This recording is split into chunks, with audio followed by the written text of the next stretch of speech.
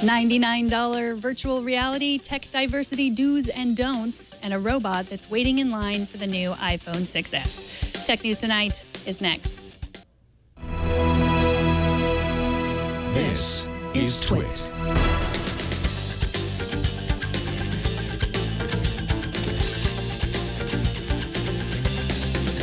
This is Tech News Tonight, episode 431 for Thursday, September 24th, 2015.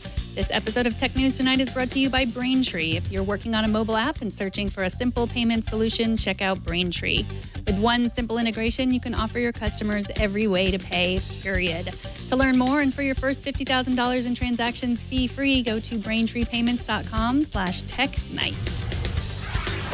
Welcome, I am Megan Maroney. Let's get to the tech news. After a decades-long prelude, virtual reality might finally be ready for its opening act today at the Oculus Connect 2 conference for developers.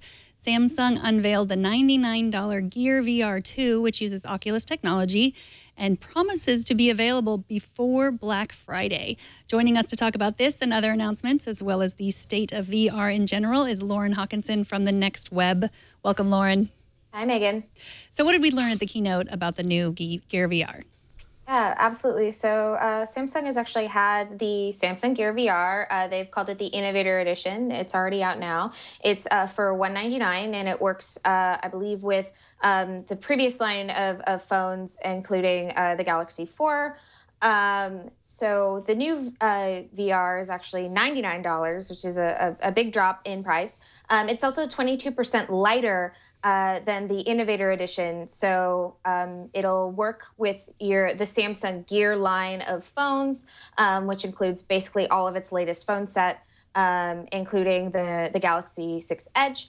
And it will just be available around Black Friday, they said, for shipping and for delivery. So we should be actually getting the new consumer VR model so soon. It's going to be in a blink of an eye.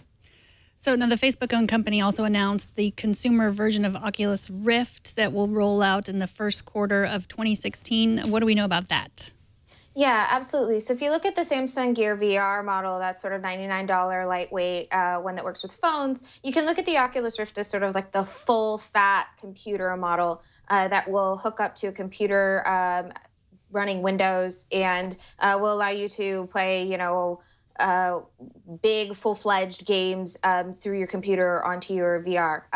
What we do know is actually very little. We don't know the price. They didn't announce a new update on pricing for the Rift at Oculus Connect 2. They also didn't say when it would be coming out in a more specific general way, just that it will be making its appearance sometime during Q1 of next year. So presumably it will be a lot more than $99, plus the gaming PC that you need to use it will also cost a lot more than $99. So this is for serious VR enthusiasts, I assume.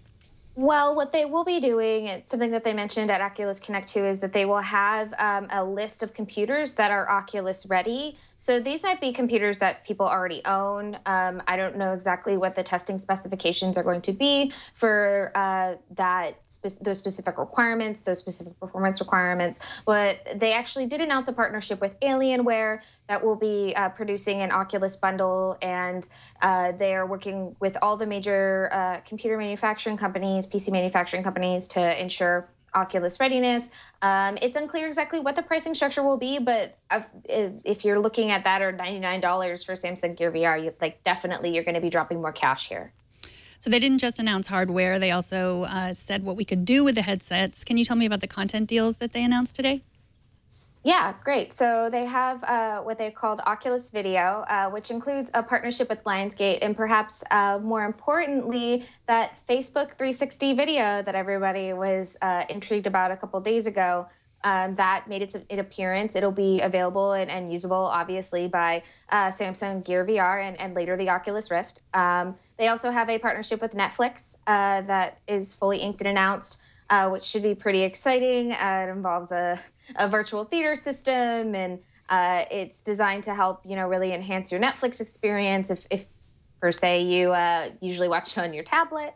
And also, they announced a partnership with Twitch, which is the live stream gaming platform that is known not only for its sort of grassroots live streaming efforts, but also for being the main broadcaster of esports, specifically games like Call of Duty championships, League of Legends championships. So it should be pretty interesting. I mean, it's hitting sort of all of the right notes with that gamer crowd that I think is really going to be leading the charge on the VR revolution. So this was a keynote for developers. Did they say anything about how developers can create their own content for these devices? Yeah, they introduced something called the Oculus platform, which is essentially what everybody's going to be building their apps on. The Oculus platform is actually designed to be like a full functioning experience. They're going to have, social elements and gaming elements, and it'll work a lot like when you start up your PlayStation 4, your Wii U, or practically any gaming system these days. Modern gaming system comes with sort of that home screen. So they're going to be rolling that out to developers. And also, any of the modern updates that they'll need to accommodate for the Rift, which of course has been in development for several years. So all of those will be available to developers shortly. So one of the most interesting things that I thought that they showed off was Oculus Medium. Can you explain a little bit about what that is? So one of the big things for Oculus and one of the most important, I would call professional uses of the Oculus Rift is actually going to be in animation and art and creation. So obviously we're used to going to the movies and seeing things like, I guess, the trailer for the new Angry Birds just came out, or anything from Pixar. I mean, all of those models are actually developed on the computer, generally using a tablet and a stylus. And essentially what Medium is of course it's a basic sculpting model, but it's also designed to help professionals who are doing sculpting and animating to help get a more immersive experience in developing those characters. And of course, that can have practical applications. Oculus works with Unity, and it works with other gaming engines and animation engines, and it could ultimately be a tool that's used by animators and artists who work in that sort of digital creative field. Well, the demo was so interesting because they kind of make it look like anybody could do this. Just put this on and suddenly you're a 3D animator and you don't need to go to school for it or anything, but that's not accurate. Oh, I am certain. I mean, I've heard that it's really accessible, but like it's definitely not going to turn me into like Dolly. It's not going to turn me into any like amazing artist. I'm just going to, maybe make some squiggles with it and have a great time. It's definitely going to be a really fun art app, but it also does have practical applications that could really propel Oculus into new places. So they also announced that you'd be able to play Minecraft on the new Oculus. Was that surprising since Microsoft owns Minecraft and they haven't released their HoloLens, although every time they show it off, it's always with Minecraft. Was it surprising that they're going to release it, even though they have a competing augmented reality device? To be honest, I would say probably not. I mean, Mojang, the company that's involved with Minecraft, the creation of Minecraft, although the creator of Minecraft, Marcus Notch Person, is no longer affiliated with Mojang and has sort of retreated to his castle.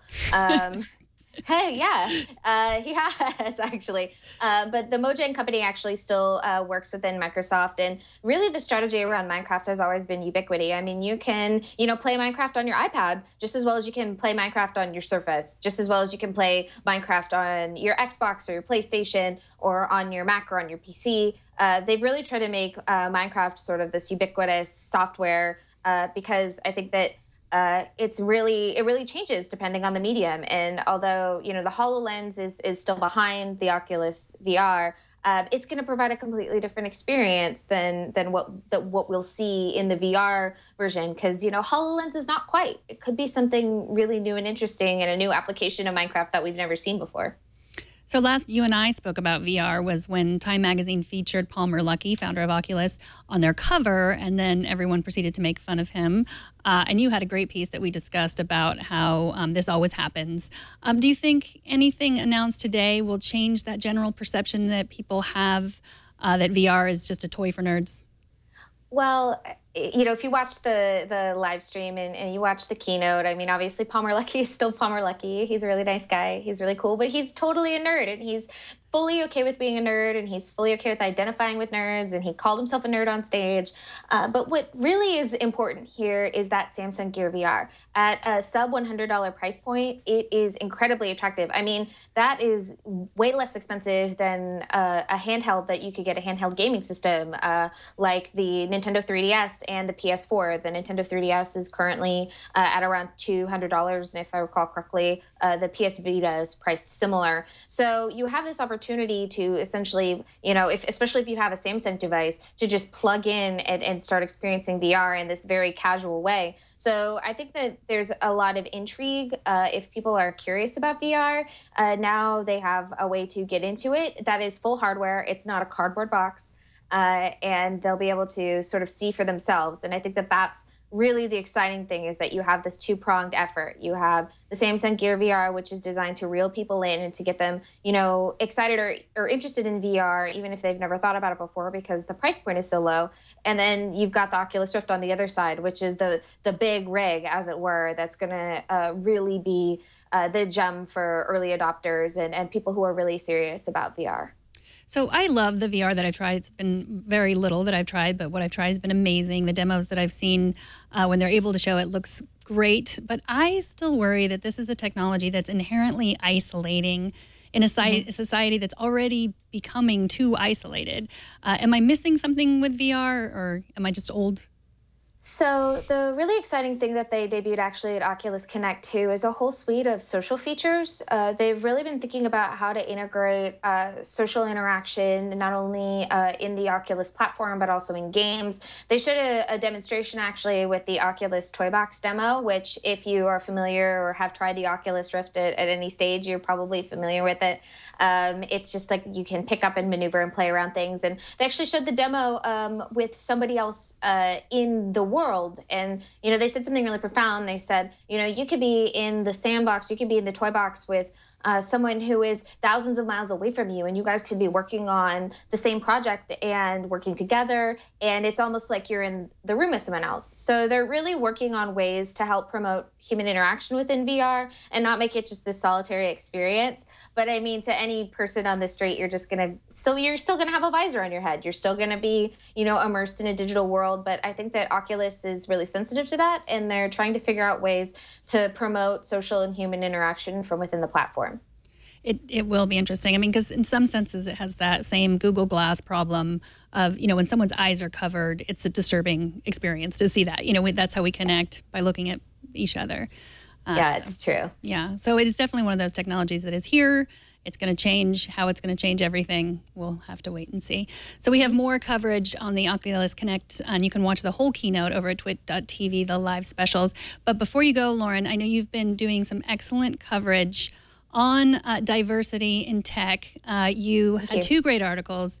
Last week you were at Dreamforce, and you covered their diversity in tech panel, which was horrible in some very specific ways that I was fascinated with, that you pointed out. And then this week you covered Disrupt, TechCrunch Disrupt. And so tell me about the difference between the two, the way they handled that women in tech problem panel that everybody now has. Sure. So I think it's really, you can sort of divide it between an outsider's vision and an insider's vision. Dreamforce, of course, is obviously the bigger event. I mean, it's open to thousands of people. People come from all over the world to attend Dreamforce. It is Salesforce's landmark conference, although they carry on thousands throughout the year around the world. Dreamforce is kind of it. You have, all these days of just sitting around and talking about Salesforce and also talking about, entrepreneurship and all these things. And the Women in Tech Summit was actually something that was a new introduction to the Dreamforce program this year. They actually did a set of panels that included participation from CEO Mark Benioff, co-founder Parker Harris, and the people from outside Salesforce, like Recode's Kara Swisher, the actress Patricia Arquette. But the final keynote was actually in the evening on the Thursday of Dreamforce, and it involved TV anchor, national TV anchor and known personality, and Oprah's BFF, Gayle King, as well as YouTube CEO Susan Wojcicki and actress and Honest Company founder and CEO Jessica Alba. And really, what you saw in there, I think it really comes down to the fundamental fact that Gayle King, who is the moderator of the panel, is really not in touch with tech. She mentioned right off the bat, I'm not familiar with Salesforce. I'm not familiar with tech. I'm not familiar with this world. So a lot of her questions really were steered in that direction of being a woman first and being a business person second, which was really frustrating, I think, particularly for me, because obviously women are coming to see these tracks and to see and learn from women leaders. And it was a lot of talk about babies, a lot of talk about who those babies' daddies were, a lot of talk about inventing a shoe that doesn't hurt your feet, and just things that you just hear all the time cycled through in this like vortex of, women's tech panel destruction. You see how, that stupid cliched phrase, like, how do you do it all? Is almost as worse as like following it up with like a lean in quote. And it just felt like that. It was kind of surreal in a lot of ways. I remember looking around and thinking to myself, I can't believe that somebody not only doesn't necessarily have knowledge about the tech industry or didn't think to prepare for that, but also that she would not even study up in particular on someone's, work. I mean, Susan Wojcicki is one of the most powerful women in the Valley. I mean, she's an amazing force. She was employee 16 at Google. She has this amazing story. She's worked practically in every facet of Google's business. As the company's grown, and she's really taken up the mantle of YouTube CEO, and she's the only female CEO in the Alphabet umbrella, and she's just this really accomplished woman. And I respect her, but I think that I would much rather hear her talk about her business experience and the things that she does as a leader, rather than how she interacts, with her kids. But I sometimes I get the feeling that she would probably also prefer that as well. Yeah, I mean, that's always followed. It's always followed with that she has 6 kids. I mean, that's always how she's described. I mean, that list of accomplishments that you just explained is often never mentioned. It's just she's the one at YouTube with 6 kids. Yeah, which is terribly insulting. And she provided Sergey and Larry with a couch. We got it. Like, thank you. We know. And I would have really loved to hear from her. And also, I mean, Jessica Alba has grown the Honest Company to $1 billion company. It is probably the leading online home and childcare product portal. From what I can think of, natural, organic home and childcare products. She's got diapers, they've got sunscreen, they've got beauty products, they've got cleaning solution. I mean, they've really expanded their brand to like over 120 products. And there's a really great article about her. I believe it was in Fortune, although I could be not correct on that. But a beautiful cover article of her that basically said, she knows all of her products and she's involved in day-to-day and she cares about these things. And I would have loved to hear that. I love to hear about her day-to-day experience working on her company, rather than, how do you feel about, also looking beautiful in a bikini? But again, it's one of those things where you had a situation where you had someone who didn't necessarily understand the tech aspect of it. On the alternate side, you have the Disrupt panel, which is the first women in tech panel that they had for in the last 5 years. They haven't had one since 2010, and it was moderated by former TechCrunch editor Alexi Soutsis. It included Sukhinder Singh Cassidy, who is the CEO of a video e-commerce platform called Joyous, and also the driving force behind Boardlist, which is an initiative that started just a couple months ago to help women be on advisory boards for private companies.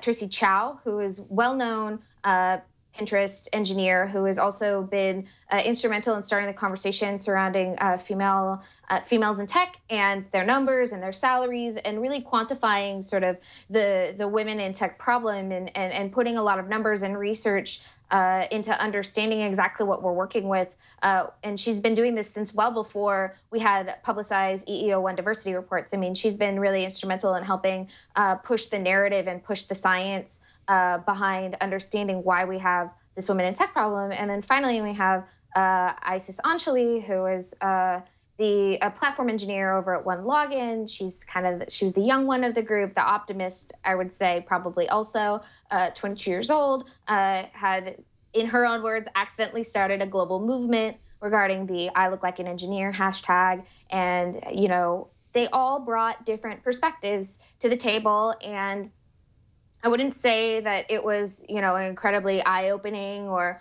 even particularly, you know, progressive or aggressive. You know, there's really a fine line that a lot of women's panels can walk, and this one was for sure on the tame side. But what it did do is it expressed, you know, a really important and subtle part of the diversity conversation, which is that people at different stages need different things. You know, a woman who is just starting out in her career in a technical field is going to have a completely different set of needs in regards to diversity or in regards to resources than a woman who is 3 to 5 years into her career, or a woman who is now in the executive suite. You know, there are certain little ceilings that hit, you know, all of these different parts. And it means that the women in tech issue, as it were, the diversity issue, in order for us to get to 50-50 in these companies, there has to be a lot of opportunities and resources available and solutions that are applied.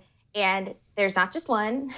It's not going to be easy. And also, you know, every company can be different. Every company might have something that they're really good at, something they're really not good at. And it involves participation and acknowledgement and awareness from the CEO and the founders, and understanding how to move forward is an individual task. And also this remarkable idea that you could hold, you know, two possibly conflicting ideas about diversity in your head at the same time, and the world will not explode. You know, diversity is a complex issue that involves a lot of different moving parts. So it's okay to look at one thing and think that it's valid, even if it is the opposite idea from somebody else. This is a completely valid suggestion about how we tackle diversity. So I would say that it wasn't necessarily like crazy, you know, eye-opening. They didn't really get into any talk about any of the backlash or any of the issues that these women have faced, particularly on Twitter, regarding, you know, their decision to speak out. There wasn't a lot of talk about the pushback. It was generally positive, and again, like I said, generally tame.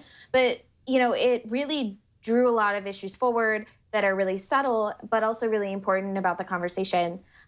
So it was something that I thought was refreshing in a way. I think that a lot of times women in tech panels can sort of divert into the either how does she do it all, or kind of the see all the great stuff that we've done.